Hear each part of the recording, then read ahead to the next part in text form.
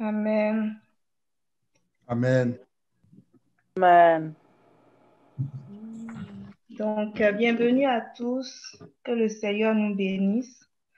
Donc, comme à chaque mardi depuis quelques mois, on va continuer encore dans la séance de questions et réponses. Donc, je vais aller directement à la question telle qu'on l'a reçue. Donc, c'est dans Romains le chapitre 8, versets 30 à 32. La question dit, est-ce à dire qu'il y a des personnes qui ne sont pas prédestinées à la gloire éternelle? Donc, on va essayer de lire le passage pour déjà se mettre dans le contexte. Donc, Romains le chapitre 8, le verset 30 à 32. Et ceux qu'il a prédestinés, il les a aussi appelés. Et ceux qu'il a appelés, il les a aussi justifiés. Et ceux qu'il a justifiés, il les a aussi glorifiés. Que dirons-nous donc à l'égard de ces choses? Si Dieu est pour nous, qui sera contre nous? Lui qui n'a point épargné son propre Fils, mais qui l'a livré pour nous tous, comment ne nous donnera-t-il pas aussi toutes choses avec lui? Amen. Donc, la question c'est, est-ce à dire qu'il y a des personnes qui ne sont pas prédestinées à la gloire éternelle? Donc, quand on lit le verset 30, on dit, et ceux qu'il a prédestinés, il les a aussi appelés, etc. Donc, le frère ou la sœur voudrait savoir s'il y a un groupe de personnes qui sont prédestinées à la gloire éternelle. Donc, je dépose le micro pour le frère ou la sœur qui aimerait intervenir. Que Dieu nous bénisse. Que le Seigneur nous bénisse. Amen. Le frère Gérard, tu peux continuer. Non, vas-y. Bon, ok, il n'y a pas de souci. Je vais entamer et puis tu vas venir après. Ok, que le Seigneur nous bénisse. J'ai juste quelques passages que je voulais partager sur cette question. Allez. Oui, frère, tu peux aller. Donc, moi, en lisant ce passage, j'ai vu la question qui a été posée, en fait. J'ai vu dans cette question aussi, je vais dire, plein de messages bibliques, en fait, qui sont liés à ça. En l'occurrence, le salut, parce que ça pose, en fait, la question du salut.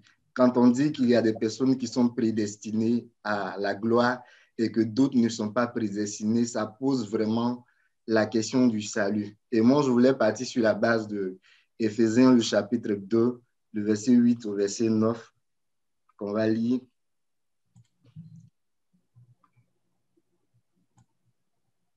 Car c'est par la grâce que vous êtes sauvés par le moyen de la foi. Et cela ne vient pas de vous, c'est le don de Dieu. Ce n'est point par les œuvres afin que personne ne se glorifie. Tu vas prendre également le livre de Romains, le chapitre 5, le verset 8. Romains 5, verset 8. Mais Dieu prouve son amour envers nous en ce que, lorsque nous étions encore des pécheurs, Christ est mort pour nous. Donc, en lisant ce passage-là, je voulais poser une certaine base pour dire que le salut que nous obtenons de la part du Seigneur, qui, comme on l'a déjà enseigné plusieurs fois ici, est un processus qui commence par notre acceptation du Seigneur Jésus-Christ comme Seigneur et Sauveur personnel et qui nous permet de pouvoir grandir afin de parvenir à sa statue parfaite. Ce salut-là est une œuvre qui vient par la grâce. Elle n'est pas une œuvre qui est faite par la volonté d'un homme ou par vraiment une activité quelconque que nous ayons faite depuis notre naissance, avant notre naissance ou après notre naissance, qui vraiment nous mettrait dans cette grâce du salut-là. Le salut s'obtient par la grâce. Et puisque ce salut s'obtient par la grâce, nous devons vraiment comprendre quelle est la volonté de Dieu à travers le message du salut. Qu'est-ce que le Seigneur lui-même, il veut pour nous, qu'est-ce qu'il veut pour l'humanité à travers le message du salut. Donc, on va prendre le livre de Pierre, le chapitre 3, le verset 9, qui nous parle également de ce que Dieu recherche à travers vraiment le salut pour l'humanité. Le Seigneur ne tarde pas dans l'accomplissement de la promesse, comme quelques-uns le croient, mais il use de patience envers vous, ne voulant pas qu'aucun périsse, mais voulant que tous arrivent à la repentance.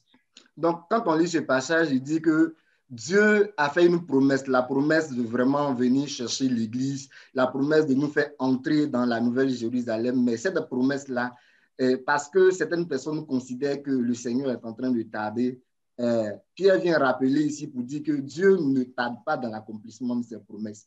Si jusqu'à ce jour, le plan de Dieu en termes de salut pour le retour du Seigneur Jésus-Christ n'est pas encore réalisé, en fait, le retour de notre Seigneur, c'est parce que Dieu veut que, il n'a pas dit que quelques personnes vraiment obtiennent le salut. Il dit qu'il ne veut pas qu'une seule personne périsse. Donc, sa volonté, c'est que tous arrivent au salut. Il n'a pas déterminé un certain nombre de personnes. Quand on lit Matthieu, le chapitre 28, le verset 19, il dit « Allez, faites de toutes les nations des disciples ». Il n'a pas déterminé un peuple particulier pour lequel on devrait en faire des disciples. Quand on va lire Marc, chapitre 15, le verset 15 au verset 16. Là-bas, il répète sinon la même chose, mais sous une autre forme.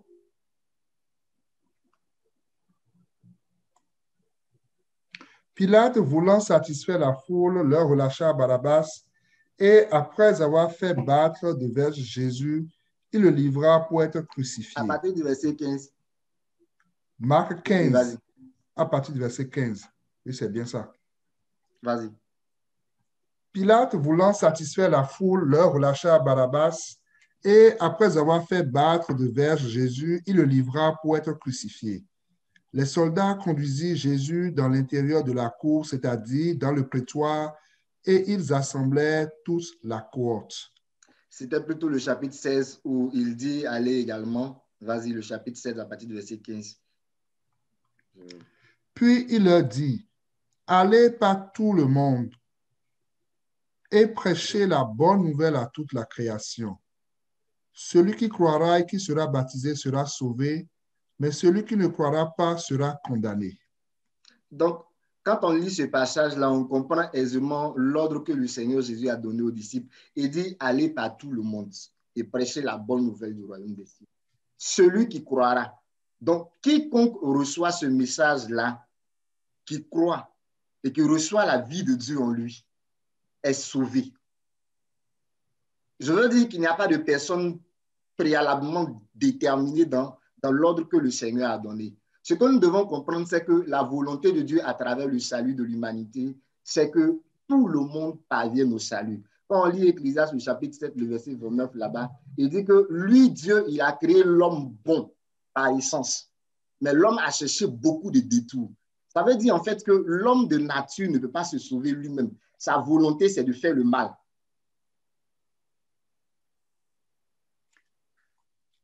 Ecclésiaste 7, verset 29. Oui. Seulement, voici ce que j'ai trouvé, c'est que Dieu a fait des hommes droits, mais ils ont cherché beaucoup de détours. Ce qui va se révéler lorsque le Seigneur Jésus-Christ, dans sa première venue, est arrivé, et lorsqu'il a annoncé le message, la Bible dit qu'il est venu chez les siens et les siens ne l'ont pas reçu parce que le cœur de l'homme cherche Dieu d'une autre manière. Il ne cherche pas Dieu de la manière que Dieu veut. Et c'est ce qui l'a amené d'ailleurs à désobéir à l'ordre du Seigneur dans le jardin d'Éden. Lorsque le Seigneur lui a dit, voici, je te donne tous les fruits de l'arbre, tu peux en manger. On n'est pas dit tout ce qui est dans le jardin, tu peux en manger. Mais pour ce qui est de l'arbre de la connaissance du bien et du mal, tu n'en mangeras pas. L'homme avait la volonté de satisfaire son propre désir, sa propre volonté. Et lorsque le Seigneur est venu, il est venu non seulement pour le salut d'Israël, mais il est venu également pour l'humanité tout entière. Mais la Bible dit dans le livre de Jean, le chapitre 1, le verset 11 au verset 12, qu'il est venu chez les siens et les siens ne l'ont pas reçu. Ils n'ont pas accepté le message parce que leur cœur n'était pas prédisposé à recevoir ce message-là. C'est de même qu'aujourd'hui, le message de l'évangile est annoncé à tout le monde. Vas-y, tu peux faire la lecture. Elle est venue chez les siens et les siens ne l'ont point reçue. Mais à tous ceux qui l'ont reçue, à ceux qui croient en son nom, elle a donné le pouvoir de devenir enfants de Dieu, lesquels sont nés non du sang, ni de la volonté de la chair, ni de la volonté de l'homme, mais de Dieu. Donc, il est venu chez les siens, il a annoncé le message, mais leurs yeux étaient fermés. Ils ne pouvaient pas recevoir ce message-là parce que leur cœur ne cherchait pas vraiment le Seigneur. Ils cherchaient le Seigneur selon leur bon vouloir. selon la volonté de la chair et non pas selon la volonté de l'esprit, la foi qu'a eu, je vais dire, Abraham, leur père. Il cherchait le Seigneur d'une autre manière. Il n'avait pas envie de marcher dans la justice. Il n'avait pas le désir de marcher dans la droiture. Il voulait chercher Dieu de leur manière. Mais la Bible dit à tous ceux qui l'ont reçu, à quiconque accepte de recevoir le Seigneur Jésus-Christ, et il donne le pouvoir de devenir enfant de Dieu. Et de la même manière qu'il a procédé avec, comment dirais-je, l'apôtre Paul, lorsqu'il est venu et qu'il lui a annoncé qu'il va se saisir de Paul pour faire de lui un serviteur à sa cause. Lisons le livre de Galates, le chapitre 1, le verset 11 au verset 17.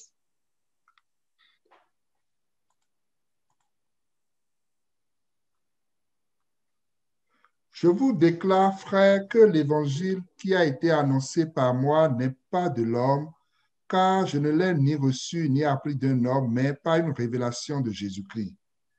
Vous avez su en effet quelle était autrefois ma conduite dans le judaïsme, comment je persécutais à outrance et ravageais l'Église de Dieu, et comment j'étais plus avancé dans le judaïsme que beaucoup de ceux de mon âge et de ma nation, étant animé d'un zèle excessif pour les traditions de mes pères. Mais lorsqu'il plut à celui qui m'avait mis à part dès le sein de ma mère et qui m'a appelé par sa grâce, de révéler en moi son Fils afin que je l'annonçasse parmi les païens, aussitôt, je ne consultai ni la chair ni le sang, et je ne montai point à Jérusalem vers ceux qui furent apôtres avant moi, mais je partis pour l'Arabie. Puis je revins encore à Damas. Donc, lorsqu'on lit ce passage, on voit un peu Paul rappeler des thèmes qui sont dans le passage de référence qu'on a lu tout à l'heure. Il dit, Dieu l'a connu d'avance. Comme il a dit à Jérémie, avant qu'il ne fût formé dans le ventre de sa mère, là, lui, Dieu, il le connaissait. Et il avait déjà établi comme prophète des nations. Dieu connaît chacun d'entre nous d'avance. Et lorsqu'il nous connaît, il prévoit pour nous de la même manière qu'il a fait. Je veux dire, c'est un plan qu'il a prévu pour l'humanité entière depuis la fondation, depuis même avant la fondation du monde. Il a prévu ce plan-là, ce plan de salut qui se révèle à travers Jésus-Christ. Et donc, ce plan-là, Dieu l'a prévu également pour Paul. Il dit, il a connu d'avance et il a appelé. Il a appelé par Jésus-Christ en lui donnant la révélation pour qu'il puisse le connaître. Donc, quand on parle de, je veux dire, il nous a prédestinés, c'est le plan de Dieu en fait pour le salut de l'humanité. Cette prédestination-là, c'est le plan de salut pour tout le monde et non pas pour un certain nombre de personnes. J'insiste là-dessus pour dire que quand on dit que Dieu nous appelle, c'est le message en fait de l'évangile qui est proposé à quiconque d'une certaine manière à travers la lecture peut-être de la Bible, à travers l'opportunité d'un programme d'évangélisation, à travers l'opportunité que Dieu offre à quelqu'un quelque part de parler de Jésus. Dieu a prévu un plan de salut pour l'humanité entière. Et ce plan de salut-là, c'est celui qui est le plan de prédestination de Dieu. D'ailleurs, quand on lit la Bible, on se rend compte que Dieu avait prévu que Israël soit pour lui un peuple, un royaume de sacrificateurs. Il avait prévu dans son plan. Mais sa préscience avait prévu également le salut à travers Jésus-Christ. Quand on prend le livre d'Exode, le chapitre 19, du verset 5 au verset 7, on voit là-bas que Dieu a dit à Israël que je veux faire de vous un royaume de sacrificateurs. Maintenant, si vous écoutez ma voix et si vous gardez mon alliance, vous m'appartiendrez entre tous les peuples, car toute la terre est à moi. Vous serez pour moi un royaume de sacrificateurs et une nation sainte. Voilà les paroles que tu diras aux enfants d'Israël. Et quand on lit la suite au chapitre 20, le verset 18 au verset 19, Dieu va se rendre compte que le peuple d'Israël va refuser ce que Dieu lui a proposé en fait. Il n'était pas prêt pour être pour Dieu un royaume de sacrificateurs. Exode 19. Le chapitre 20, le verset 18 au verset 19. 18. Tout le peuple entendait les tonnerres et le son de la trompette. Il voyait les flammes de la montagne fumante. À ce spectacle, le peuple tremblait et se tenait dans l'éloignement. Il dit à Moïse, « Parle-nous toi-même et nous t'écouterons, mais que Dieu ne nous parle point de peur que nous ne mourions. » Donc, ils ont refusé de se présenter devant le Seigneur pour devenir pour lui un royaume de sacrificateurs parce qu'ils ont trouvé difficile le fait de se présenter devant le Seigneur. Mais Dieu ne pouvait pas laisser le monde, l'humanité entière dormir dans je vais dire, et dans la prédication de la loi qui ne pouvait pas vraiment sauver parce que le peuple avait refusé de lui servir. Mais il a prévu, comme je l'ai dit, selon sa préscience, que le salut viendrait par quelqu'un qui est Christ Jésus, qui est venu se livrer à la croix pour nous. Donc ça, c'est le plan de prédestination et de préscience de Dieu qui nous donne le salut à travers Christ Jésus. On va prendre le livre de Romains, le chapitre 3, le chapitre 8, sinon le verset 3. Romains 8, verset 3. Car chose impossible à la loi, parce que la chair la rendait sans force, Dieu a condamné le péché dans la chair en envoyant à cause du péché son propre Fils dans une chair semblable à celle du péché. Donc, cette préscience de Dieu-là, comme je le disais, puisque la loi n'était pas capable d'amener les hommes à parvenir à la stature parfaite de Christ, à vraiment à parvenir à comme Christ est, lui-même, il est venu se mettre dans la forme chair humaine. Et la Bible dit qu'il est venu ôter ce que la loi ne pouvait pas faire pour nous donner l'opportunité à travers Jésus-Christ de pouvoir faire cela. Prenez Éphésiens le chapitre 1, le verset 3 au verset 5.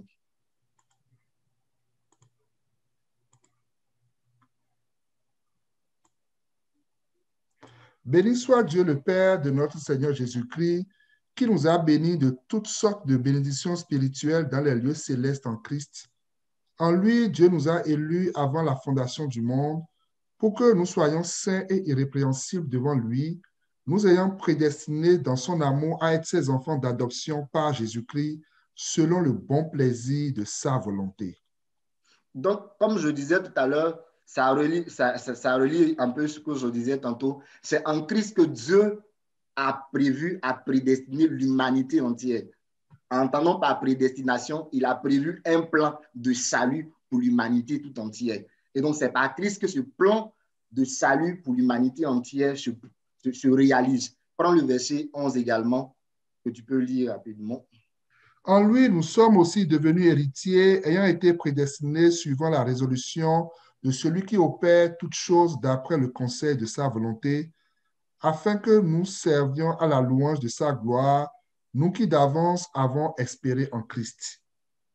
Donc, comme je disais, c'est comme à travers Jésus-Christ que la prédestination, la préscience de Dieu, la volonté de Dieu s'établit. Parce que il y a un message que j'ai eu à donner une fois dans certaines des églises dans lesquelles j'étais. Et j'ai parlé un peu du fait que Dieu, à travers la Bible, c'est comme si on se rend compte que Dieu est en train de chercher à s'acquérir en fait un peuple.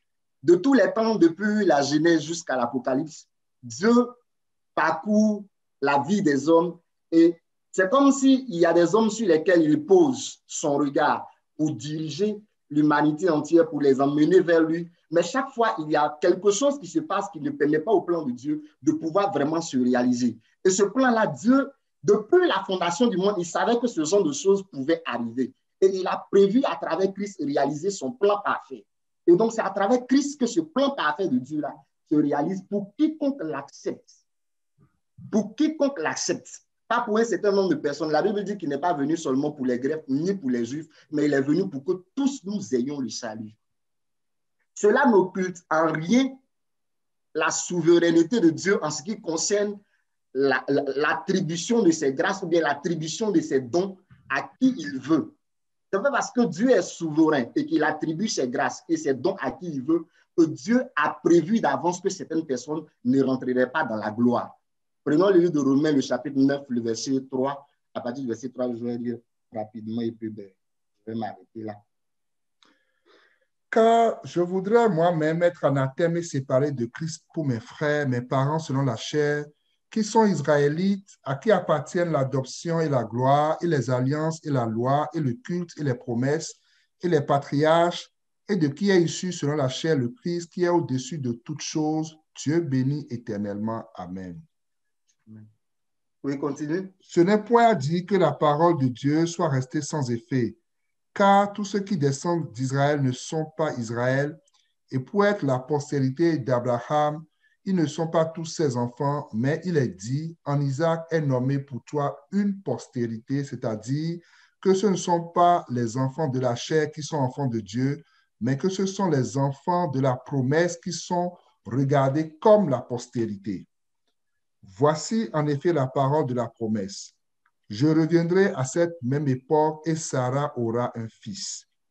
Et de plus, il en fut ainsi de Rebecca qui conçut du seul Isaac notre père, car quoique les enfants ne fussent pas encore nés et qu'ils n'eussent fait ni bien ni mal, afin que le dessein d'élection de Dieu subsistât sans dépendre des œuvres et par la seule volonté de celui qui appelle, il fut dit à Rebecca, l'aîné sera assujetti au plus jeune, selon qu'il est écrit, j'ai aimé Jacob et j'ai haï Ésaü.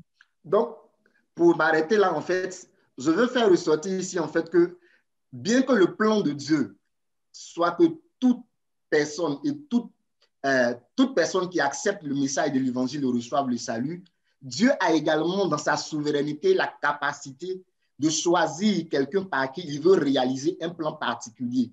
Mais ça n'empêche en rien, c'est en cela qu'il disait à Abraham que c'est vrai que tu es en train de te soucier de la situation de Ismaël, mais celui par qui j'ai décidé de révéler mon message ou bien de révéler ma volonté, c'est Isaac. Mais Ismaël ne sera pas en reste, je ne vais pas l'oublier.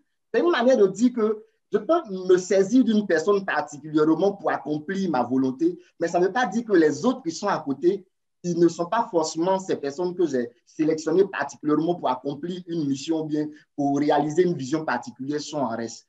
Tous ont part à la grâce. Et il n'y a pas une personne qui est à côté et l'autre qui est de l'autre côté qui n'a pas vraiment part à cette grâce-là. C'est ce que moi je voulais dire concernant ce passage et ce que Dieu me donne comme compréhension de ce passage. Que Dieu nous bénisse. Amen. Amen. Amen.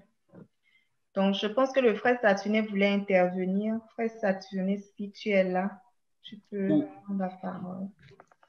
Oui, merci beaucoup. Et je bénis le Seigneur pour la grâce qu'il nous donne. Et j'aimerais faire du pouce sur ce que le frère Gérard vient de présenter, de partager avec nous, pour dire que je vais aller un peu dans le même sens que lui. Et j'aimerais que le passage que nous avons de base, qu'on puisse commencer par le lire à partir du verset 28. Ça va quand même nous éclairer un peu plus. Et moi, je l'ai regardé dans la version Parole de vie. Rappelle le passage, s'il te plaît. Romains 8, à partir du verset 28.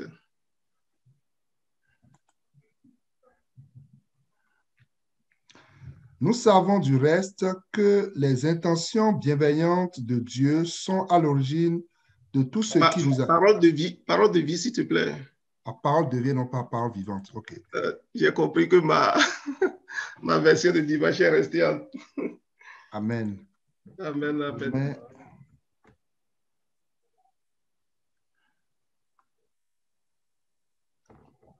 Romains 8.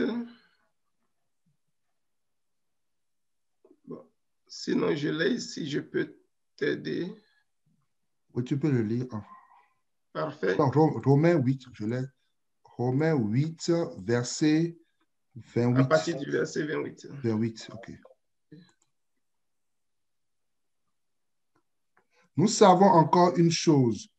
Dieu fait tout pour le bien de ceux qui ont de l'amour pour lui. Ceux-là, il les a appelés selon son projet. En effet, ceux que Dieu a choisis d'avance, il a aussi décidé d'avance de les faire ressembler à son Fils. Ainsi, son Fils sera l'aîné d'une grande famille. Ceux que Dieu a choisis d'avance, il les a aussi appelés. Ceux qu'il a appelés, il les a aussi rendus justes. Et ceux qu'il a rendus justes, il leur a aussi donné sa gloire. Amen. Nous bénissons le Seigneur. Et Amen. Le verset 28 nous montre clairement que Dieu fait tout pour le bien de ceux qui ont de l'amour pour lui. C'est là que ça commence. Parce que si nous allons prendre le verset, là où ça avait commencé, la question a été posée à partir du verset 30, on va perdre de vue les choses. C'est ceux qui démontrent de l'amour pour Dieu Il dit ici, dans la suite, c'est ceux-là que Dieu a appelés selon son projet.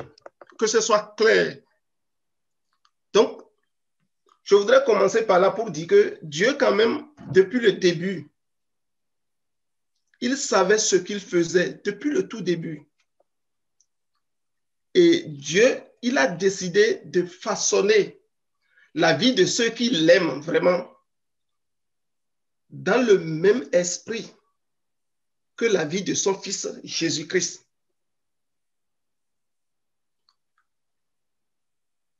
Et lorsque nous prenons Genèse 1, verset 26, nous pouvons le comprendre. Dieu a dit là, faisons des êtres humains à notre image. Faisons-les pour qu'ils reflètent notre nature, la nature du Père, la nature du Fils, la nature du Père révélée au travers du Fils. Oui, frère, amen, tu peux nous aider, s'il te plaît. Puis Dieu dit, faisons l'homme à notre image, selon notre ressemblance, et qu'il domine sur les poissons de la mer, sur les oiseaux du ciel, sur le bétail, sur toute la terre, et sur tous les reptiles qui rampent sur la terre. Amen.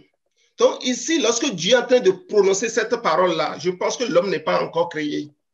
L'homme n'est pas encore créé. Mais il a dit, il a déclaré, faisons l'homme à notre image, selon notre ressemblance.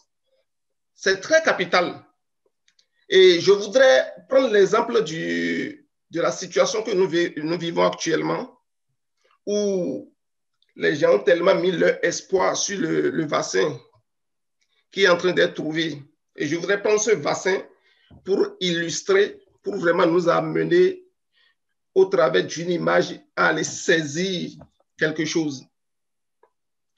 Lorsque on veut faire le vaccin là, on a conçu d'abord le prototype de ce vaccin.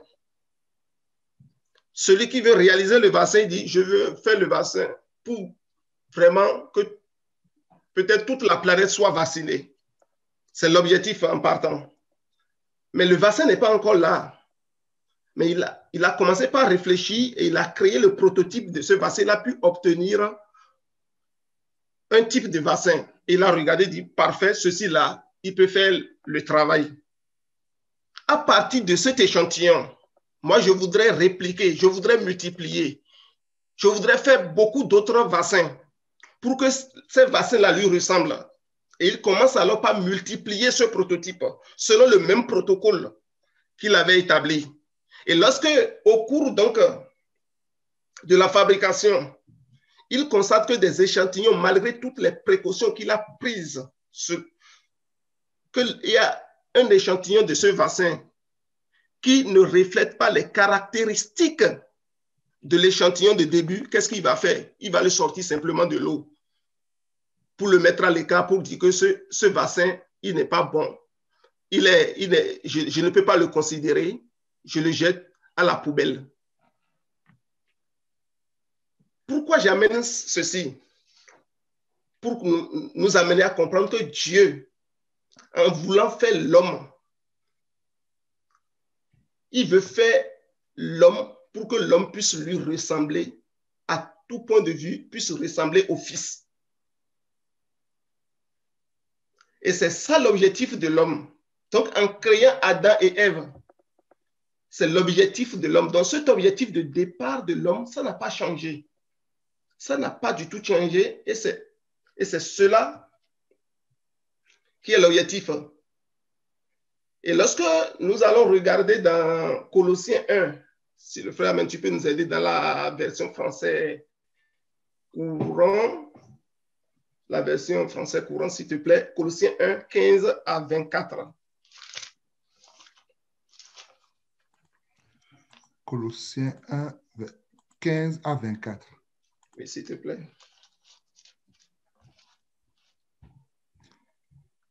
Le Christ est l'image visible du Dieu invisible. Il est le Fils premier-né, supérieur à tout ce qui a été créé.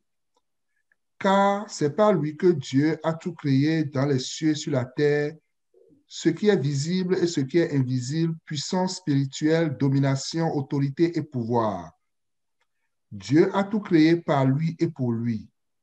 Il existait avant toute chose et c'est par lui qu'elles sont toutes maintenues à leur place. Il est la tête du corps qui est l'Église. C'est en lui que commence la vie nouvelle. Il est le Fils premier-né, le premier à avoir été ramené d'entre les morts, afin d'avoir en tout le premier rang.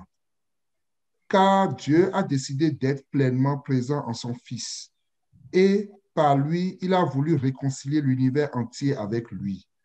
C'est par la mort de son Fils sur la croix qu'il a établi la paix pour tous, soit sur la terre, soit dans les cieux.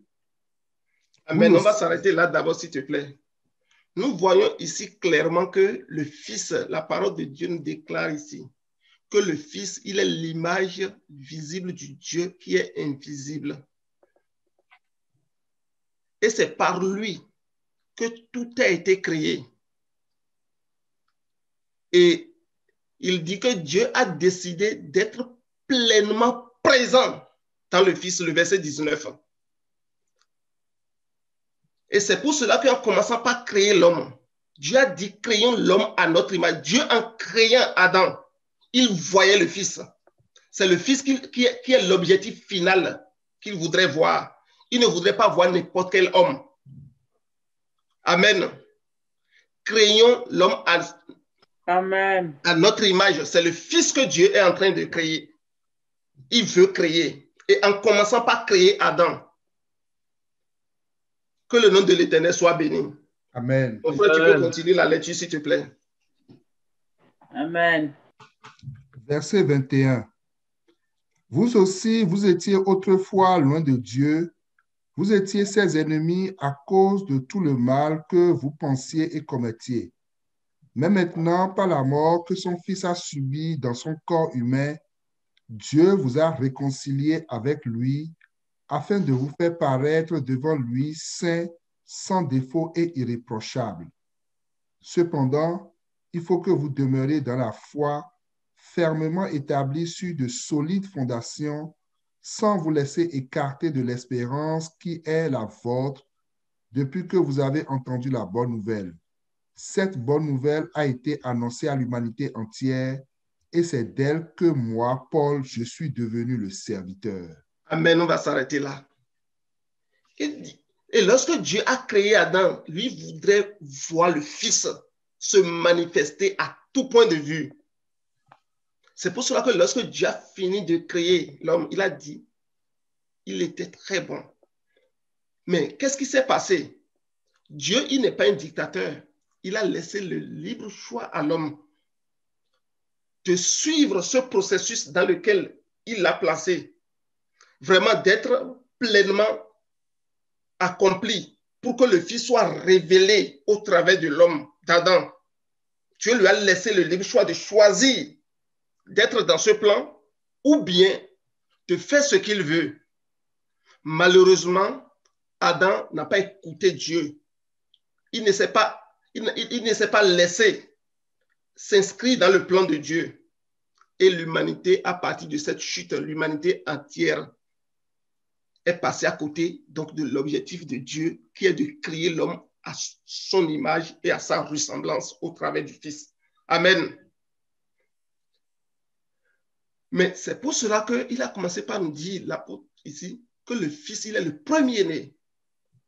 Et lorsque nous venons au verset 21, il dit, vous tous, vous étiez autrefois loin de Dieu. Pourquoi? Parce que l'homme s'est écarté de cet objectif d'être à l'image du Fils. Dieu a trouvé encore sa sagesse, pas la sagesse de Dieu. Dieu a encore pourvu à la solution pour réconcilier l'homme à lui, toujours par le Fils. Que le nom de l'Éternel soit béni. Amen. Et lorsque nous regardons dans 1 Pierre 2, verset 21,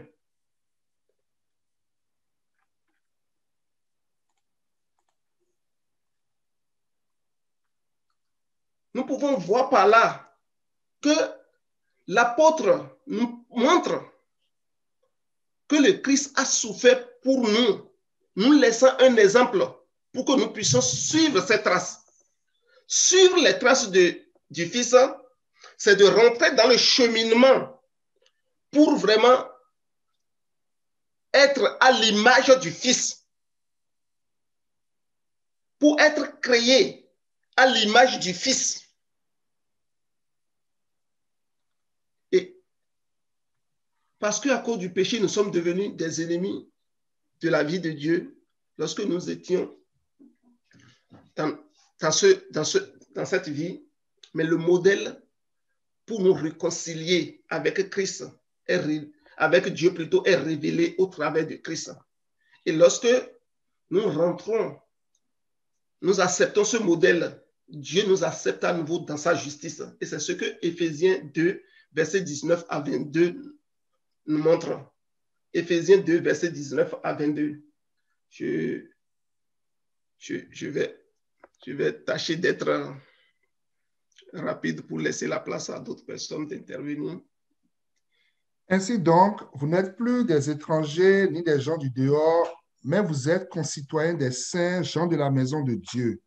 Vous avez été édifiés sur le fondement des apôtres et des prophètes, Jésus-Christ lui-même étant la pierre angulaire.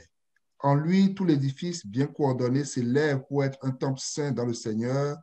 En lui, vous êtes aussi édifiés pour être une habitation de Dieu en esprit. Lorsque Dieu nous a encore révélé le Fils, il s'est manifesté encore dans la chair pour nous révéler le Fils, pour que nous puissions suivre ses traces, pour être encore créés conformément au plan du début de Dieu.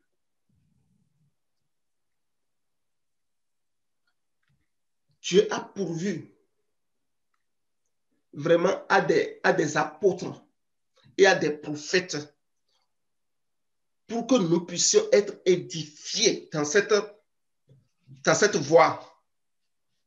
Donc, Dieu nous appelle encore à lui et veut encore nous créer à nouveau pour que nous devenions une nouvelle créature au travers du Fils qui s'est révélé pour que nous puissions suivre ses traces, pour être à la fin de notre cheminement, à la fin de notre parcours, à tout point de vue, à l'image du Fils, pour que la première phrase que Dieu a prononcée, créer l'homme à notre image et à notre ressemblance, soit accomplie, pour que Dieu soit satisfait de sa création. Dieu a pourvu à des apôtres et à des prophètes pour que ceux-là puissent aider des personnes qui ont vraiment la volonté, qui ont de l'amour pour Dieu, comme nous avons vu dans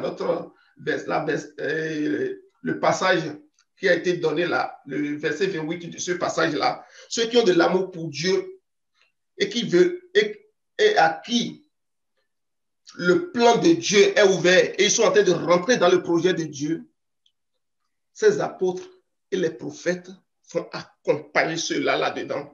C'est pour cela que dans l'Église de Québec, c'est important que nous ayons vraiment, que Dieu nous soupirons, que Dieu nous donne des apôtres et des prophètes pour que nous puissions rentrer dans cette création devenue vraiment la créature que Dieu veut toujours depuis le début. Au nom de Jésus. Amen. Donc Dieu, il est totalement satisfait dans le Fils. Et c'est quiconque qui accepte le modèle par excellence, qui est le Fils, qui va devenir cette créature, bien cette création à laquelle Dieu s'attend depuis le début. Je voudrais que nous regardions dans Hébreux 1, verset 1 à 3. Pour voir que vraiment, Dieu, il a parlé de plusieurs manières et de plusieurs façons à travers les prophètes pour ramener le cœur de l'homme à ce niveau, pour ramener le cœur de l'homme à réaliser cela. Après avoir autrefois à plusieurs reprises et de plusieurs manières parlé à nos pères par les prophètes, Dieu, dans ces derniers temps, nous a parlé par le Fils qu'il a établi héritier de toutes choses, par lequel il a aussi créé le monde et qui, étant le reflet de sa gloire et l'empreinte de sa personne, et soutenant toutes choses par sa parole puissante, a fait la purification des péchés et s'est assis à la droite de la majesté divine dans les lieux très hauts. Amen. La Bible nous dit ici que le Fils est le reflet de la gloire et l'empreinte de la personne de Dieu. Donc, créons l'homme à notre image et à notre ressemblance. C'est un homme qui manifeste le reflet de la gloire et l'empreinte de Dieu à tout point de vue. Et c'est pour cela que lorsque l'homme est déchu et a perdu cette position, Dieu s'est révélé encore au travers du Fils pour ramener l'homme encore à l'essentiel, qui est d'être vraiment la création à laquelle Dieu s'attend. Et nous allons lire Jean 6, verset 40, pour voir que la volonté de Dieu, là, ce n'est pas d'écarter certaines personnes et de prendre d'autres comme on pourrait penser.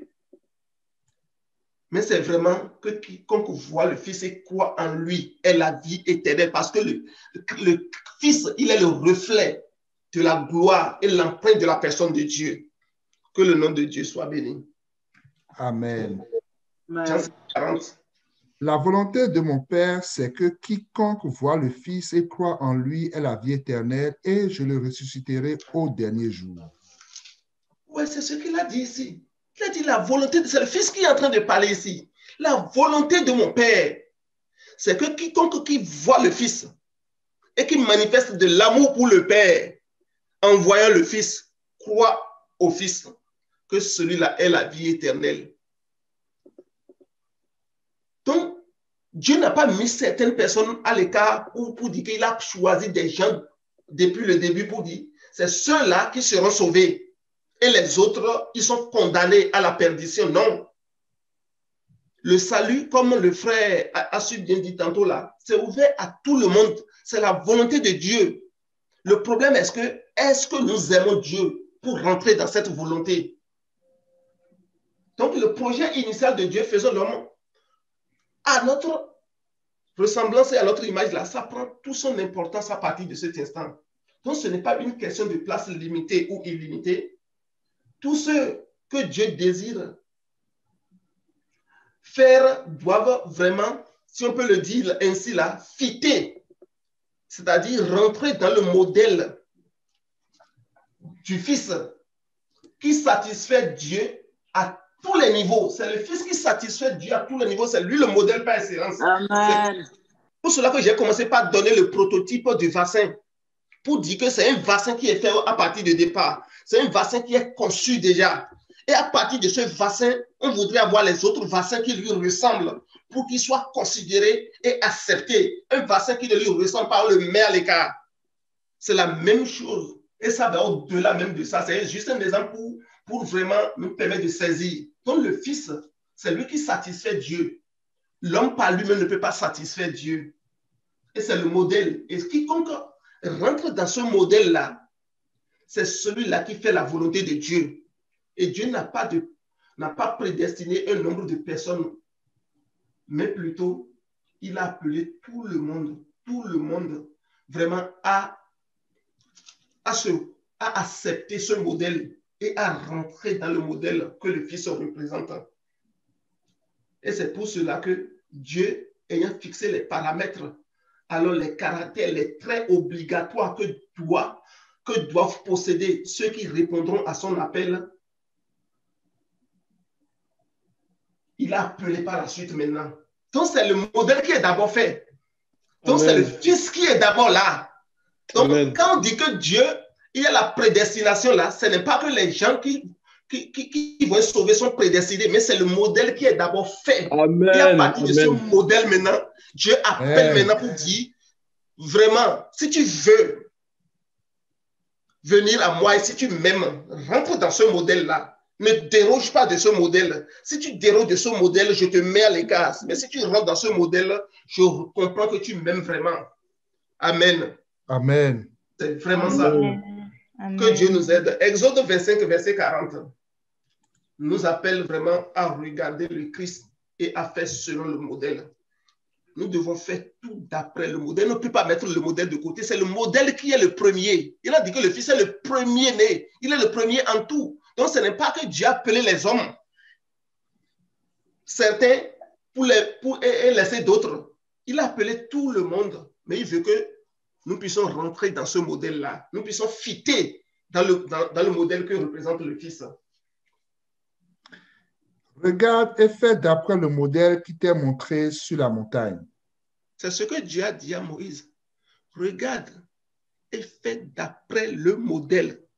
C'est la même chose pour nous aujourd'hui. Le Fils, il est le modèle. Nous devons tout faire d'après le modèle que le Fils représente. Et l'apôtre Paul, en parlant de tout faire pour rentrer dans le modèle-là, il a parlé des ministères, comme je l'ai dit tantôt, qui vont nous préparer et nous aider à nous conformer au modèle dans Éphésiens 4, versets 11 à 13. Nous pouvons le voir. Donc, les ministères sont là. Puisque le Fils est le modèle par excellence et Dieu veut que tout le monde rentre dans ce modèle, fit dans ce modèle, tous ceux qu'il a appelés et qui vont recevoir son appel, qui rentrent dans ce modèle pour être reconnus par Dieu, parce que c'est ce modèle-là que Dieu regarde et il est satisfait. Il regarde autre chose là, il n'est pas satisfait. Comme le vassin, celui qui a préparé son vassin de début, il prend un vassin et il compare ça à celui-là, il ne ressent pas les traits caractéristiques, il le met de côté, c'est la même chose. Que Dieu nous aide. Éphésiens 4, 11 à 13.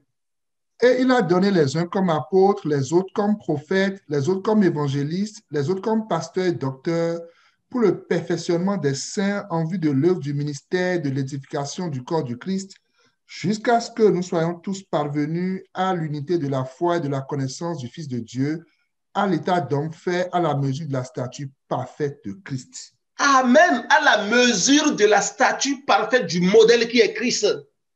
C'est pour ça que les ministères sont là. Et Dieu, lorsqu'il nous a appelés là, il ne nous a pas laissés comme ça à nous-mêmes.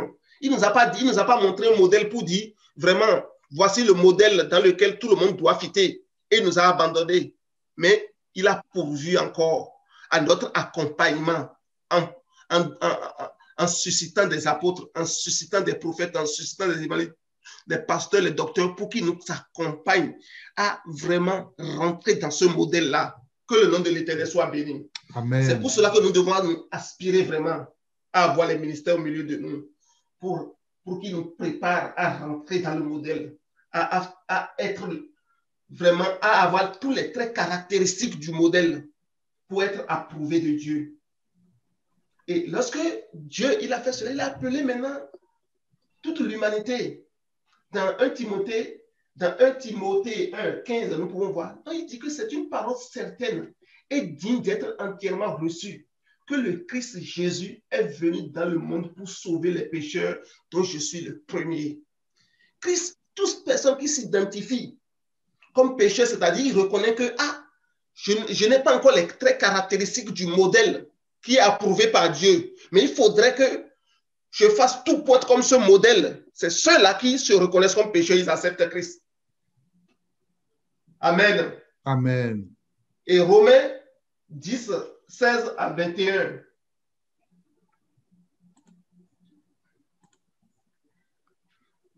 Nous allons lire Romains 10, 16 à 21. Mais tous n'ont pas obéi à la bonne nouvelle. Aussi Ésaïe dit-il, Seigneur, qui a cru à notre prédication? Amen. Il dit, lorsque Dieu a appelé tout le monde, la Bible est claire ici, il dit que tous n'ont pas obéi à la bonne nouvelle. Lorsque Dieu a présenté le modèle, le Christ, il a dit, voilà, en lui, j'ai mis toute mon affection. Écoutez-le.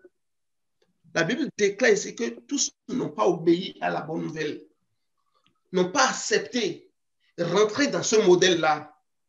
Et même Ésaïe a commencé déjà à parler de ça. Il a dit qu'il a cru à notre prédication. Amen. Amen. Mon frère, tu peux continuer, s'il te plaît. Ainsi, la foi vient de ce qu'on entend, et ce qu'on entend vient de la parole de Christ. Mais je dis, n'ont-ils pas entendu? Au contraire, leur voix est allée par toute la terre et leur parole jusqu'aux extrémités du monde. Voilà, il dit ici, n'ont-ils pas entendu? Donc ça veut dire que ce n'est pas certain que Dieu a appelé, ou bien ce n'est pas certain que Dieu a prédestiné. Dieu a appelé toute l'humanité. La voix est allée partout, a parcouru toute la terre, jusqu'aux extrémités du monde. Amen. Cette voix doit partir. Cette voix doit partir jusqu'aux extrémités du monde. Donc, ce n'est pas réservé à une catégorie de personnes où quelqu'un va dire que lui n'est pas, il ne se retrouve pas là-dedans, bien Dieu ne lui a pas adressé son appel. Ce n'est pas vrai. Celui qui dit cela est hypocrite. Il ne veut pas reconnaître la vérité. Dieu s'adresse à toute l'humanité. Amen. Continue, s'il te plaît. Verset 19. Amen, amen. Mais je dis, Israël ne l'a-t-il pas su? Moïse le premier dit, j'exciterai votre jalousie par ce qui n'est point une nation, je provoquerai votre colère par une nation sans intelligence. Et Ésaïe pousse la hardiesse jusqu'à dire, j'ai été trouvé par ceux qui ne me cherchaient pas, je me suis manifesté à ceux qui ne me demandaient pas. Mais au sujet d'Israël, il dit, j'ai tendu mes mains tout le jour vers un peuple rebelle et contredisant. Amen. Si on devrait comprendre à la préélection de Dieu telle qu'on pouvait le penser, alors nous, on est perdus. On est perdus. Parce que Dieu, en voulant ramener tout le monde à lui, parce que Adam est passé à côté de l'objectif, Dieu a commencé par un peuple, Israël, pour étendre le salut à tout le monde.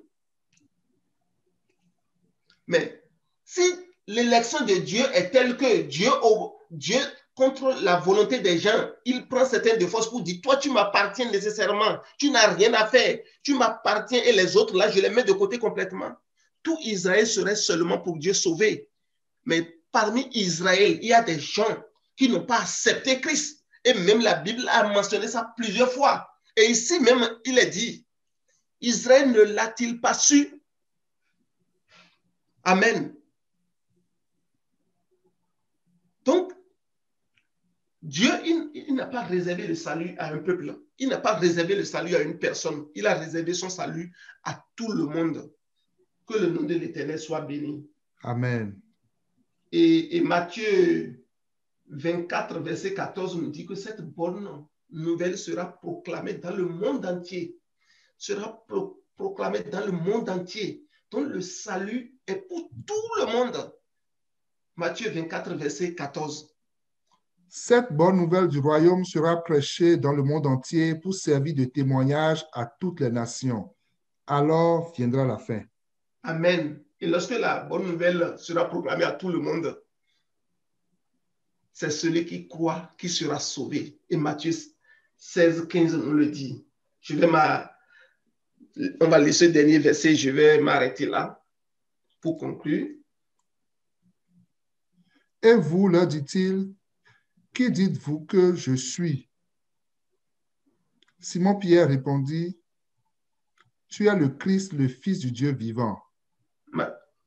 C'est le Matthieu et Marc, hein? Excuse-moi s'il te plaît. C'est Marc et j'oublie. Marc 16, 15. Verset 15. Puis il leur dit, allez par tout le monde et prêchez la bonne nouvelle à toute la création. Et le verset 16. Celui qui croira et qui sera baptisé sera sauvé, mais celui qui ne croira pas sera condamné. Celui qui croira à la bonne nouvelle qui sera prêchée à tout le monde entier, à toute la création, c'est lui qui sera sauvé. Et c'est qui est celui-là qui croit? C'est celui-là qui aime Dieu. C'est celui-là qui reconnaît que Dieu appelle toute l'humanité à lui. Mais en appelant toute l'humanité à lui, Dieu a un modèle dans lequel il est totalement satisfait. Le modèle par excellence qui est le Fils.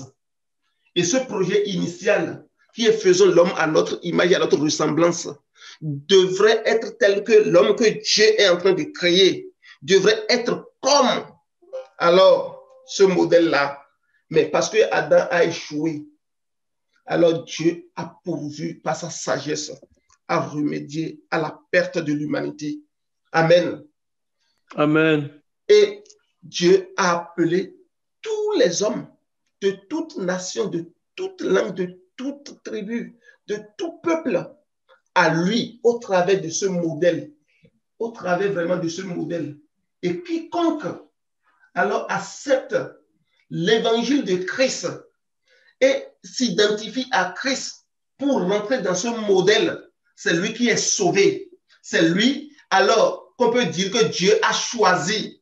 Et l'autre qui va refuser l'évangile et ne va pas rentrer dans ce modèle, on peut dire que c'est lui qui n'est pas prédestiné. Ça veut dire que ce n'est pas un homme qui est prédestiné, mais c'est le modèle qui est déjà fabriqué d'avance. Et Dieu appelle maintenant les hommes pour que les hommes rentrent dans ce modèle. Que le nom de l'Éternel soit béni. Amen. Amen. Amen. Amen. Amen.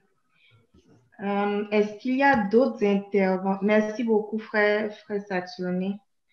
Donc, est-ce qu'il y a d'autres interventions pour cette question-là? Oui, j'aimerais intervenir. Oui, tu as la parole, frère Yves. Oui. La question est très pertinente. Pendant que je lisais la question, que je réfléchissais, j'ai remarqué que c'est une question qui a été source de conflits pendant des siècles parce que plusieurs mouvements, plusieurs biblistes ont réfléchi par rapport à cela, la prédestinée. Vous pouvez aller sur Internet, vous pouvez voir l'Église catholique, l'Église protestante. C'est vraiment une grande discussion. Un peu comme la loi et la grâce. Faut-il s'appuyer sur la loi pour le salut? Ce sont de grandes discussions qui traversent les siècles.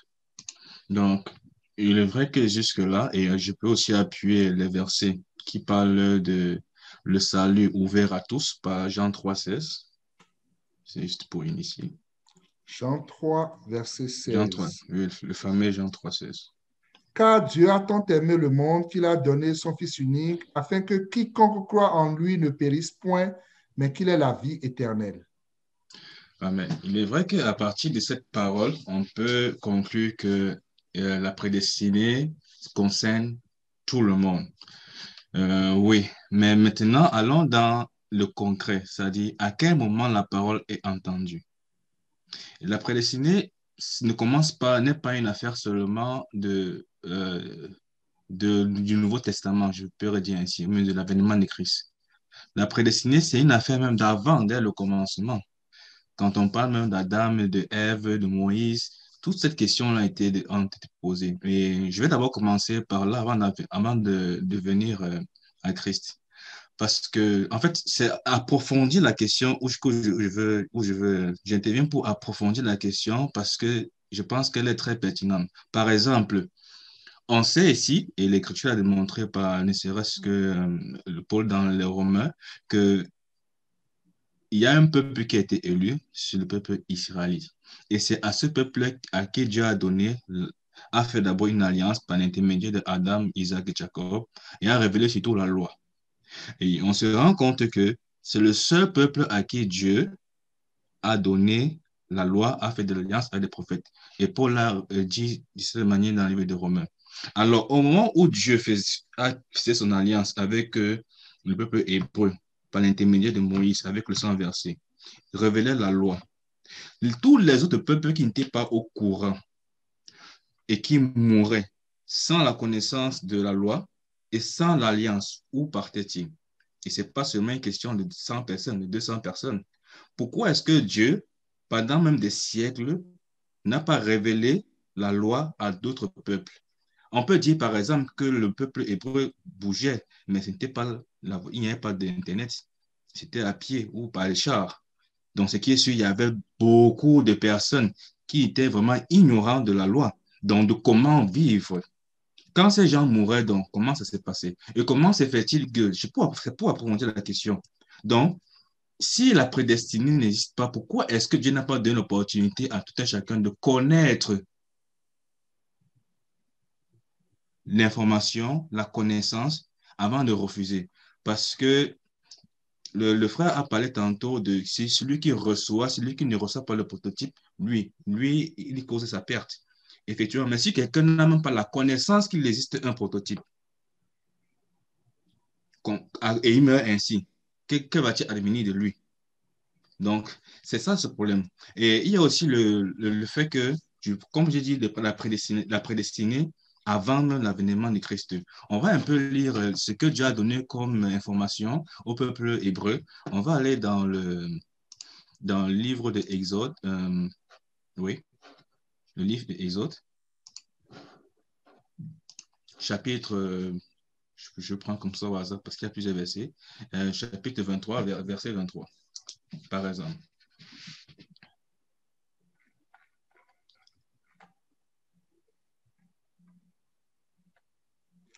Mon ange marchera devant toi et te conduira chez les Amoréens, les Hétiens, les Phéréziens, les Cananéens, les Héviens, les Jébusiens, et je les exterminerai. Bon, c'est assez particulier que Dieu parle déjà d'exterminer des peuples. On sait que c'est parce qu'ils péchaient, mais sans avoir leur donner l'opportunité de se repentir. Donc, quand le peuple hébreu avançait là, c'était seulement pour exterminer. Et on se rendait compte que quand le peuple n'exterminait pas, ils avaient des problèmes avec Dieu. Donc, comment, du point de vue de prédestiné, comment est-ce que Dieu voyait ces peuples-là? Pourquoi Dieu n'a pas donné l'opportunité d'abord de changer? Pourquoi Dieu vient et dit seulement, je vais les exterminer? Alors que ce peuple qui s'avance vers les Cananéens, vers les Hébreux, et plus tard même vers les Philistins, ils ont la loi.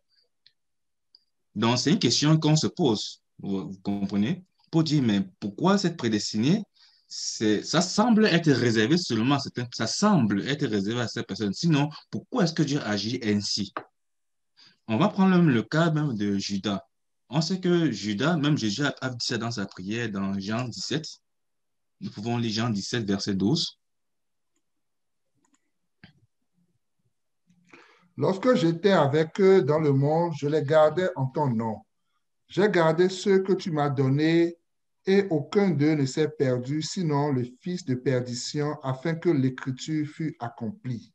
Oui, donc Jésus lui-même, qui est Dieu fait chair, donne déjà une étiquette à cet homme-là, que lui, c'est le fils de la perdition, tel que l'écriture, on sait que l'écriture a été écrite pendant des millénaires, pendant vraiment des siècles. Ça, c'est une histoire, c'est depuis bon, pas des millénaires, mais des siècles.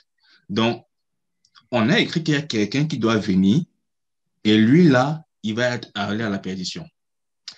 Ce sont ces points-là, je suis pas en train de dire que la prédestination, comme quoi les gens iront en enfer automatiquement, c'est vrai. Mais je suis en train de poser les bases, dont moi-même je suis en train de réfléchir. Mais Jésus lui-même atteste qu'il y a quelqu'un qui est né et sa fin, c'était la perdition.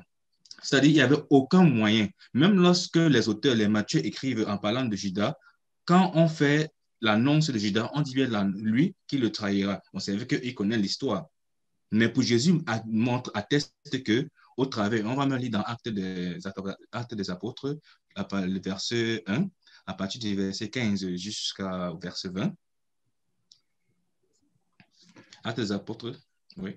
En ces jours-là, Pierre se leva au milieu des frères, le nombre des personnes réunies étant d'environ 120, et il dit, hommes frères, il fallait que s'accomplisse ce que le Saint-Esprit dans l'Écriture a annoncé d'avance par la bouche de David au sujet de Judas, qui a été le guide de ceux qui ont saisi Jésus. Il était compté parmi nous et il n'avait pas au même ministère.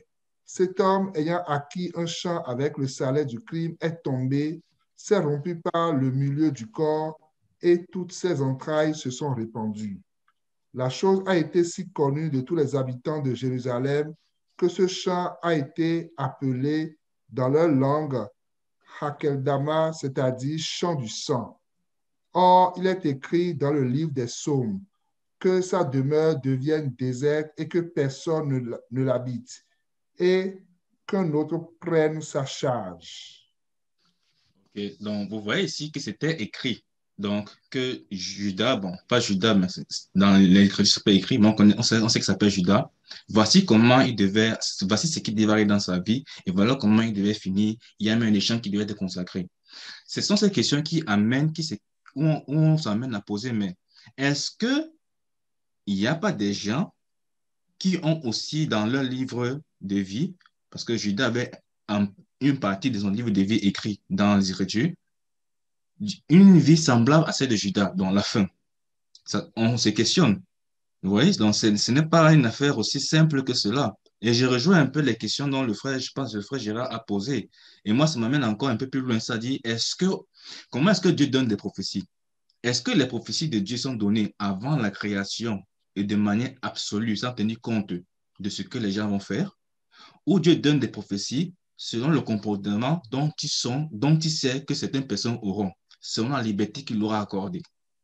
Est-ce que le salut est automatique? Donc, ça pose vraiment des questions de fond, comme a soulevé le frère au début. Ça pose un problème de fond, vraiment. Comment se donnent les prophéties? Est-ce que les prophéties se donnent en fonction des comportements? Parce que Judas n'était pas encore né, mais la prophétie avait donné des siècles auparavant. Il n'allait même de Christ. Donc, c'est vraiment profond. Et je vais terminer aussi par une autre question, même par rapport à l'évangile, puisqu'on dit que par le Christ, oui, l'humanité a l'opportunité d'être sauvée et quiconque croit en lui a la vie éternelle et échappe à la perdition. Alors, au temps premier de l'Église primitive, c'est-à-dire à l'avènement de Christ, là je suis à la partie 2, à l'avènement de Christ des premiers apôtres. Lorsque l'Évangile a commencé à Jérusalem, qu'en était-il des autres peuples dans le monde entier? C'est encore la même question. Qui n'avait pas la connaissance de la loi? Parce qu'il faut être insensé pour croire que le monde entier était au courant qu'il existait la loi et avec les sacrifices. Qui n'avait pas la connaissance de la loi et qui, encore moins, n'avait pas la connaissance du Christ, encore moins des apôtres, parce que tout a commencé à Jérusalem. Quand ces gens-là mouraient sans la loi et sans le Christ et l'Évangile, qu'est-ce qui les arrivait après? Comment ça s'est passé par la suite pour eux? On peut discuter sur le fait que c'était était peut-être bon comme Noé, mais est-ce que tout le monde était comme cela? Ce sont ces problèmes qu'on se pose ou je me pose pour savoir est-ce que on n'est pas en train de se méprendre sur certains aspects de la prédestination, mais je crois vraiment que un Dieu qui est amour ne peut pas créer des êtres humains en disant toi, tu iras en enfer. Alors, ça contredit son amour. Mais on peut se poser la question, étant donné que le péché est entré dans le monde, quel a été son impact dans l'humanité? Et je terminerai en concluant ce que l'apôtre Paul a dit dans le livre de Romains, Romains 9, à partir du le verset 18, pour faire court. Je conclue en disant ça. Ainsi, il fait miséricorde à qui il veut et il endurcit qui il veut. C'est encore une parole très dure pour méditer sur cela. Il fait miséricorde à qui il veut, il endurcit qui il veut. On peut lire chacun par la suite le contexte. Parce qu'il y avait des personnes qui justifiaient le mal en disant que mais si c'est comme ça, alors faisons le mal parce que Dieu endurcit qui il veut, fait grâce à qui il veut. Donc, ce sont des questions de fond que je voulais apporter par rapport à la question. Je pense que c'est une question très pertinente et qui a été source de débat. Et je pense qu'il le sera si on amène le sujet. C'est profond cette question. C'est pertinent. Amen. Amen. Amen. Merci, frère Yves. Donc, je pense qu'il y a quand même beaucoup de questions aux alentours, en fait, qui entourent la question. Je pense qu'on est quand même en mesure de prendre encore quelques interventions. Donc, si quelqu'un aimerait intervenir pour donner quelques réponses par rapport aux questions que le frère pose, je vous laisse la parole. Amen. Que le Seigneur soit béni. Amen. Tu as parlé de quelques questions aux alentours, en plus de la question du frère Yves qui vient d'être adressée à l'instant. J'avais regardé un peu les discussions en fond des séances là, et puis j'ai vu que le frère Justin Doutoum aussi a posé une question en lien avec le passage. Je ne sais pas si c'est à ça que tu faisais allusion là. Ben, en fait, je faisais allusion plus au... Parce que le frère Justin, j'ai vu également son message, je peux le lire rapidement. Il dit, effectivement, la suite du frère, le verset de Jude 1, verset 4, prête aussi à confusion. En lisant ce verset, on peut penser qu'il y a des hommes prédestinés à la destruction. Donc, je pense qu'on est toujours dans la même question. Est-ce qu'il y a des gens qui sont prédestinés à la destruction? Donc, je pense qu'en répondant à la question du jour, probablement qu'on va aussi couvrir la question du frère Justin. mais je te laisse y aller selon que le Seigneur te mettra à l'esprit.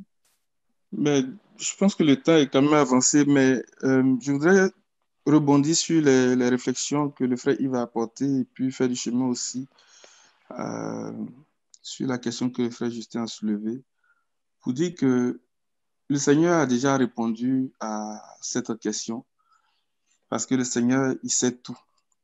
Il sait tout. Amen. Il sait tout. Le problème que nous avons et qui doit être notre sujet de prière, c'est que le Seigneur nous donne de comprendre son langage. Parce que nous le disons, nous le répétons, que le Seigneur, il parle d'un langage. Et dans ce langage-là, lorsque le Seigneur parle, il s'arrange pour venir marquer notre esprit, pour venir nous accrocher, de manière à ce que lorsque nous lisons, ben, que nous puissions faire attention. Pour celui qui cherche Dieu, quand le Seigneur va parler d'un certain langage, il va marquer un temps d'arrêt pour réfléchir sur ce que le Seigneur est en train de dire. C'est une manière de nous accrocher et de marquer notre esprit. Dans Romains 9, le passage qui fait beaucoup de vagues, quand le Seigneur dit « J'ai aimé Jacob et j'ai détesté Ésaü ». Et l'apôtre Paul même qui continue, qui dit « Mais les enfants n'étaient même pas encore nés et ils n'avaient fait ni bien ni mal. » Et puis le Seigneur dit « J'ai aimé Jacob, j'ai détesté Ésaü ». Donc les gens s'appuient sur ça en général pour dire ben, quel que soit ce que je vais faire, si le Seigneur a prévu que je finisse autrement, je vais finir autrement. Ou bien si le Seigneur a prévu que je réussisse, je vais réussir. Donc moi, il n'y a rien à faire pour moi.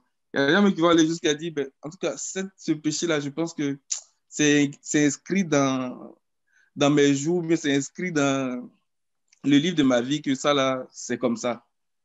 Le Seigneur, il parle d'un langage. Et je prends cette image-là pour rebondir sur la question des frères. Et puis, je vais m'arrêter là parce que c'est que pour l'autre aspect, en lien avec la première question, ça sera un peu long à répondre. Mais si d'autres frères veulent s'engager, mais gloire à Dieu. Quand le Seigneur dit « J'ai aimé Jacob, j'ai détesté Ésaü », qu'est-ce que le Seigneur est en train de dire? Hébreux chapitre 1, le verset 9, nous donne la réponse. Il y a quelque chose que le Seigneur aime. Il y a quelque chose que le Seigneur aime. Et Jean chapitre 3, le verset 35 à 36. Et on peut retrouver même la même idée dans Apocalypse chapitre 2, le verset 6. Alléluia. On demande au frère Amen de nous aider. Hébreux 1, à partir du verset 9. Tu as aimé la justice et tu as haï l'iniquité. C'est pourquoi, ô Dieu, ton Dieu t'a oint d'une huile de joie au-dessus de tes égaux. Alléluia. Je bénis le nom du Seigneur. Je bénis sa parole. Je bénis vraiment le nom du Seigneur. Je vais lire à partir du verset 8. Parce que, comme les frères l'ont si bien dit, il faut que le témoignage de Jésus-Christ soit établi au milieu de nous. Ça va nous aider. À partir du verset 8, il dit que « Mais il dit au Fils, ton trône, ô Dieu, est éternel. Le sceptre de ton règne est un sceptre d'équité. Est un sceptre d'équité. Tu as aimé la justice et tu as haï l'iniquité. C'est pourquoi, ô Dieu, ton Dieu t'a oint d'une huile de joie au-dessus de tes égaux. » Et encore, le « et encore », ça traduit la même idée que le verset 8 et le verset 9. Donc, Romains 9, verset 13, il dit que j'ai aimé Jacob, j'ai détesté Ésaü. Quand on vient dans Hébreu, il dit tu as aimé la justice et tu as détesté, tu as haï l'iniquité. Le Seigneur est en train de parler de deux réalités à travers Jacob et Ésaü. Il est en train de parler du mystère de la justice et du mystère de l'iniquité. Parce que c'est la justice qui va mettre fin à l'iniquité. Il parle aussi à travers Ésaü et Jacob de deux types de personnes, de deux hommes. Mais il parle aussi de deux nations à travers ces deux personnes-là. Alléluia. Quand on va dans Apocalypse, on va lire d'abord Jean. Je préfère d'abord Jean. Jean 3, verset 35, verset 36.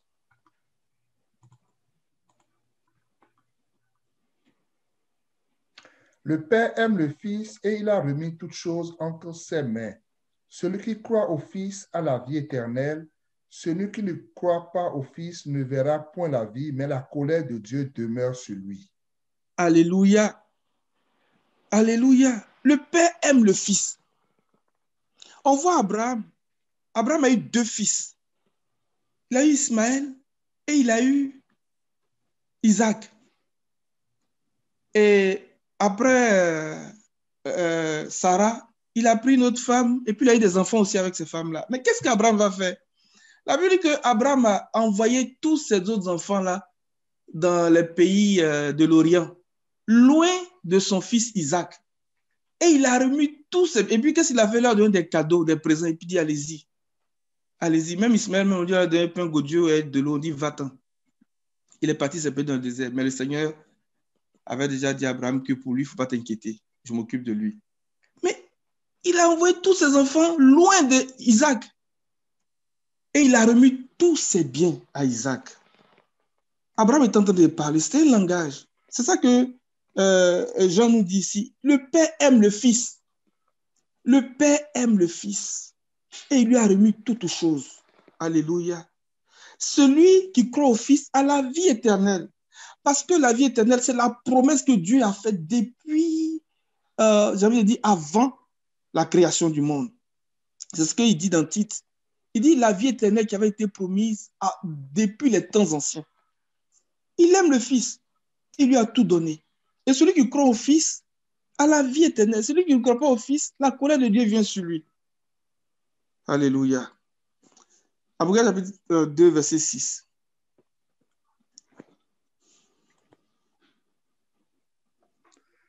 Tu as pourtant ceci, c'est que tu hais les œuvres des Nicolaïtes, œuvres que je hais aussi. Alléluia. Tu hais les œuvres des Nicolaïtes, œuvres que je hais aussi. Donc, lorsque le Seigneur commence à écrire, ou bien il dit à Jean d'écrire aux 7 églises d'Asie, il est en train de présenter ces 2 réalités-là. Le mystère de la justice et le mystère de l'iniquité. Et à la fin des âges, ces deux mystères vont arriver à leur plein accomplissement à travers la femme fidèle, qui est l'église du Seigneur, qui est l'épouse du Seigneur, et la femme prostituée, la femme apostate, la Babylone. Et il est en train de présenter ces choses-là. Donc, quand ça commence à Éphèse avec la doctrine des Nicolaïtes, et puis certains ont dit, mais ça fait quoi? C'est rien. Mais c'est un mystère qui a commencé comme ça, jusqu'à ça devient trône de Satan, profondeur de Satan, et l'église meurt dans ça. Et bien le Seigneur qui fait grâce, il sauve l'église. Et puis on a Philadelphie. Mais Philadelphie, c'est ceux qui ont été fidèles depuis le début de Éphèse, Smyrne et les autres, tous ceux à qui ils ont dit, mais il y a des gens chez toi qui sont attachés à moi, ainsi de suite. C'est eux qui deviennent Philadelphie. Et c'est ce que le Seigneur aime. À travers Jacob et Ésaü, il dit qu'il aime la justice et il déteste l'iniquité. Et c'est la justice qui va mettre fin à l'iniquité. C'est la justice qui met fin à l'iniquité. Alléluia. Maintenant, si on veut faire du chemin, on va aller voir ce qui s'est passé quand leur maman, Rebecca, était enceinte. Lorsqu'elle était enceinte, elle a dit, ah, les enfants se heurtent dans mon ventre. Donc, je vais aller consulter Dieu pour savoir. Parce qu'elle dit, mais si c'est pour cette raison-là, pourquoi est-ce que je suis enceinte? Pourquoi est-ce que je suis enceinte? Elle allait interroger le Seigneur. Et la réponse qui lui a été donnée, c'est que la Bible dit que le Seigneur a dit, il y a 2 nations dans ton ventre. Il y a 2 peuples dans ton ventre qui vont se séparer. Et l'aîné sera asservi au plus jeune. Amen. Et le récit dit que les enfants sont nés et à la naissance, il y avait un qui tenait le talon de l'autre. Mais ça, c'est prophétique. Parce que le Seigneur avait dit déjà dans Genèse là-bas que la postérité de la femme va écraser la tête du serpent. Et on présente Ésaü, on dit que c'était un habile chasseur. Oh, on sait qui est chasseur. On sait qui a cet esprit de chasseur-là. C'est Nimrod. Vaillant chasseur devant l'Éternel. Et c'est lui qui a bâti la grande ville, Ninive et toutes les autres villes, la Babel, tout ça là. Et on dit que Jacob est un homme très calme, qui restait sous les tentes. Alléluia. Il aimait la méditation, il aimait les choses de l'esprit. Et plus tard, quand le père va le bénir, quand Jacob va se présenter à son père, regardez comment il commence à bénir Jacob. Il appelle les bénédictions du ciel. Il appelle les bénédictions du ciel. Donc, quand Paul commence à parler de ça dans Éphésiens 1. Il dit que Dieu nous a bénis de toutes sortes de bénédictions dans les lieux célestes en Jésus-Christ. Mais qui reçoit cette bénédiction-là? Mais ce sont ceux qui sont dans le ciel. Ce sont les citoyens du ciel. Amen. Et il parle de Ésaü. Ésaü vient, il pleure. Il dit, mon père, bénis-moi aussi. Il n'y a pas d'autre bénédiction. Il dit, mon petit, comme tu insistes, il te dit, ton lieu d'habitation sera privé de la rosée du ciel. Or, nous savons que la rosée du Seigneur, ce n'est pas de l'esprit. Sa rosée est une rosée vivifiante. Sa rosée est une rosée vivifiante. Alléluia. Et il dit même que ses paroles se déversent comme la pluie, comme la rosée, comme des ondées sur la verdure. C'est la bénédiction du ciel. Et à travers la vie de Jacob, le Seigneur est en train de nous parler de deux hommes. Un qui est terrestre, c'est-à-dire qui s'affectionne aux choses de la terre, donc Ésaü, et un autre qui est céleste, qui vient du ciel. Et c'est le ciel qui gouverne la terre, c'est le ciel qui préside à la terre, c'est lui qui domine sur la terre. Donc en disant à Rebecca que l'aîné sera servi au plus jeune, l'entrée dit que de ces deux hommes-là, celui qui va vivre par l'esprit, celui qui va s'attacher à l'esprit, va dominer la chair, il va vaincre la chair. Donc, ce n'est pas que le Seigneur a prévu des gens qui vont aller à la perdition et d'autres vont réussir. Ce n'est pas ça. Parce que même dans Proverbe, je crois, 20, verset 11, il dit que l'enfant se fait déjà connaître par sa conduite. On devine s'il aura une bonne conduite ou bien s'il a une mauvaise conduite. Mais là, les enfants n'étaient pas encore nés. Ils n'avaient pas encore fait de bien ni mal. Et même dans ce que Paul dit, il est en train de révéler ces deux choses. Il dit bien et mal. Il n'avait pas encore fait de bien ni mal, mais il a dit, j'ai aimé Jacob, j'ai détesté Ésaü. C'est de ces deux réalités-là que le Seigneur est en train de nous parler. Parce que c'est la justice qui nous délivre de la mort. La justice est présentée comme le domaine de la sainteté. La justice est présentée comme une grande montagne. Et lorsque Jean a la révélation, il dit qu'il a été ravi en esprit et puis il a vu une ville. Alléluia. Du haut de cette montagne. C'est l'Église qui resplendissait de la gloire du Seigneur lui-même. C'est ça que le Seigneur aime. Et le Seigneur nous invite à aimer la justice. Il nous invite à aimer la justice. Il nous invite à aimer le Fils.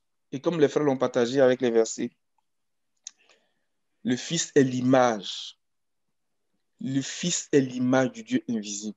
Quand Dieu dit faisons l'homme à notre image, selon notre ressemblance, il parlait du Fils, il parle du Fils. Il parle vraiment du Fils. Et lorsque le Seigneur, à la création, la Bible dit qu'il les a bénis et puis il a dit, soyez féconds et multipliez, remplissez la terre. Regardez ce qu'il dit, remplissez la terre. Lorsque Daniel est en train d'expliquer le songe de Nebuchadnezzar, il dit que la pierre est venue, elle a frappé les pieds d'argile et de fer de la statue. Et elle-même est devenue une grande montagne, qui a rempli toute la terre. C'est l'Église. C'est ça que Dieu est en train de dire depuis Genèse 1. Il dit, multipliez et remplissez la terre. C'est l'Église que le Seigneur est en train de dire. C'est de ça qu'il parlait.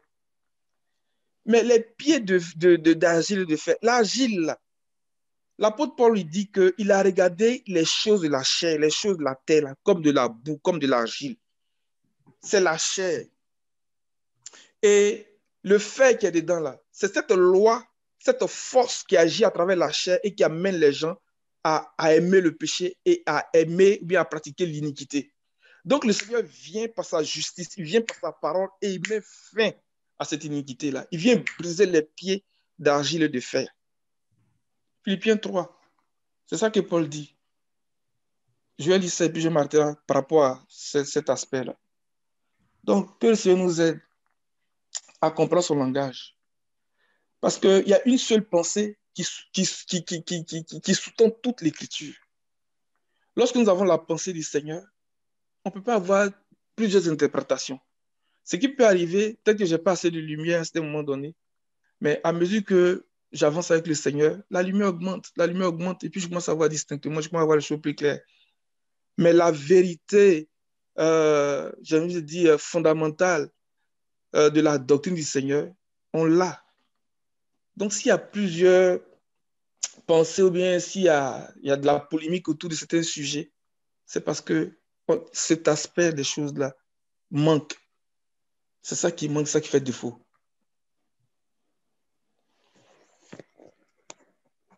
Philippiens 3. À partir du verset À partir du verset 1. Au reste, mes frères, réjouissez-vous dans le Seigneur. Je ne me lasse point de vous écrire les mêmes choses, et pour vous cela est salutaire. Prenez garde aux chiens, prenez garde aux mauvais ouvriers, prenez garde aux faux circoncis. Car les circoncis, c'est nous, qui rendons à Dieu notre culte par l'Esprit de Dieu, qui nous glorifions en Jésus-Christ et qui ne mettons point notre confiance en la chair. Moi aussi, cependant, j'aurais sujet de mettre ma confiance en la chair. Si quelque autre croit pouvoir se confier en la chair, je le puis bien davantage, moi, circoncis le 8e jour de la race d'Israël, de la tribu de Benjamin, hébreu né d'hébreu, quant à la loi, pharisien quant aux zèles, persécuteur de l'Église, irréprochable à l'égard de la justice de la loi. Amen. Ce bout-là, on peut prendre à partir du verset 4 là. C'est ce que Paul dit dans Romains 8, verset 4. Il dit, c'est l'affection de la chair. C'est ça qu'il est en train de parler. L'affection de la chair, là, c'est la mort. La chair, là, est représentée par la boue. C'est l'homme terrestre, l'homme charnel. C'est de lui qui parle. Or, la chair et le sang ne peuvent pas hériter du royaume de Dieu. La chair ne peut pas hériter. Ésaü était un homme charnel. C'est pour ça qu'on l'appelait Édom. Édom, c'est Ésaü. Il était un être charnel. Le gars qui méprise les choses de Dieu. Il a méprisé le droit d'aînesse pour un mets de lentilles. C'est la chair. C'est l'homme charnel. C'est l'homme terrestre qui ne peut pas hériter du royaume de Dieu, qui ne peut pas hériter des choses d'en haut, qui ne peut pas hériter des bénédictions du ciel. Ce n'est pas possible. La chair et le sang ne peuvent pas hériter du royaume de Dieu. Et son père, en bénissant Jacob, il a appelé les bénédictions du ciel. Il dit la rosée, le meilleur don du ciel, la rosée, le Saint-Esprit. Alléluia. Continue dans Philippiens, mon frère, s'il te plaît. Verset 8, à partir du verset 7. Mais ces choses qui étaient pour moi des gains, je les ai regardées comme une perte à cause de Christ. Et même je regarde toutes choses comme une perte à cause de l'excellence de la connaissance de Jésus-Christ, mon Seigneur, par lequel j'ai renoncé à tout, et je les regarde comme de la boue afin de gagner Christ et d'être trouvé en lui, non avec ma justice, celle qui vient de la loi, mais avec celle qui s'obtient par la foi en Christ, la justice qui vient de Dieu par la foi, afin de connaître Christ et la puissance de sa résurrection et la communion de ses souffrances, en devenant conforme à lui dans sa mort pour parvenir, si je puis, à la résurrection d'entre les morts. Amen. Que le Seigneur nous aide et que le Seigneur bénisse sa parole. Je dépose le micro. Amen. Amen. Donc, il est 22h11. Je pense qu'on va peut-être prier pour bénir le Seigneur pour ce temps. Moi, ce que je peux retenir, c'est vraiment que Dieu ne fait acception de personne. Donc, il n'y a pas des gens qui sont réservés pour la destruction et certains sont réservés pour la gloire éternelle. Mais vraiment, ce qui fait la différence, c'est notre amour pour le Seigneur. Donc, on va vraiment prier par rapport à ça parce que dans le chapitre de Romains également, on nous parle de la foi de ceux-là qui ont cru à l'évangile qui leur était prêché. Et dans le livre de Romains, le chapitre 9, le verset 19, moi, il y a quelque chose qui m'avait quand même frappé dans ce passage-là, si on peut le lire rapidement, puis prier. Donc, Romains, le chapitre 9, le verset 19 au verset 21. Tu me diras, pourquoi blâme-t-il encore? Car qui est-ce qui résiste à sa volonté? Ô homme, toi plutôt, qui es-tu pour contester avec Dieu? Le vase d'argile dira-t-il à celui qui l'a formé, pourquoi m'as-tu fait ainsi? Verset 21.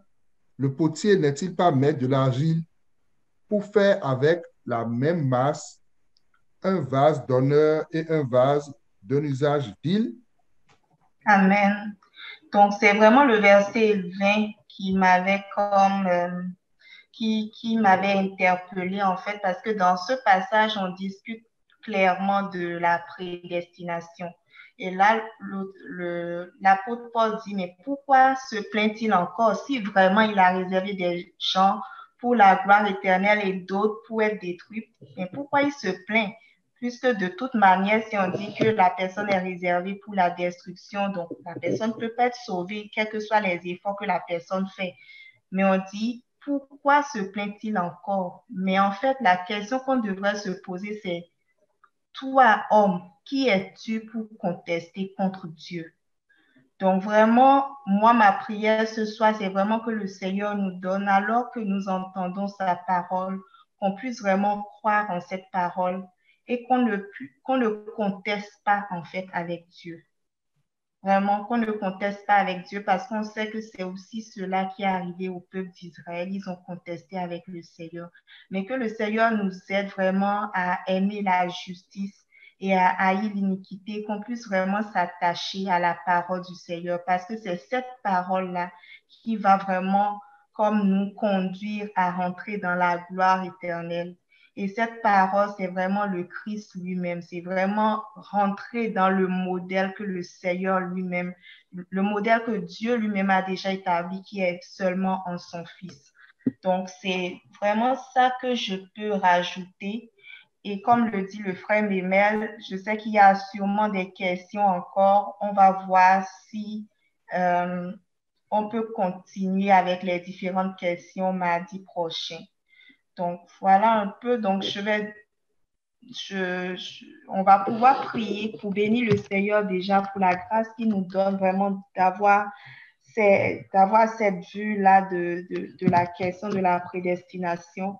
Et on va vraiment demander au Seigneur de nous donner la foi alors qu'on reçoit sa parole, qu'on ne conteste pas en fait contre cette parole-là, mais qui nous donne vraiment la foi de nous attacher à lui et de suivre le modèle que lui-même il a établi, qui est seulement Jésus-Christ.